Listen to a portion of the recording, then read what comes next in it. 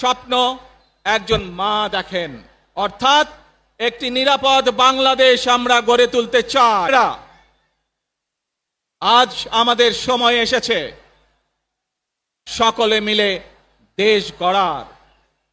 এই দেশে যেমন পাহাড়ের মানুষ আছে, এই দেশে একইভাবে সমতলের মানুষ আছে। এই দেশে মুসলমান, বৌদ্ধ, খ্রিস্টান, হিন্দু সহ বিভিন্ন ধর্মের মানুষ বসবাস করে। আমরা চাই সকলে মিলে এমন একটি বাংলাদেশ গড়ে তুলব আমরা, যেই বাংলাদেশের স্বপ্ন একজন মা দেখেন, অর্থাৎ একটি নিরাপদ বাংলাদেশ আমরা গড়ে তুলতে চাই। যে বাংলাদেশে একজন নারী, একজন পুরুষ, একজন শিশু যেই হোক না কেন নিরাপদে ঘর থেকে বের হলে নিরাপদে ইনশাআল্লাহ ঘরে আবার ফিরে আসতে পারে। প্রিয় ভাই বোনেরা,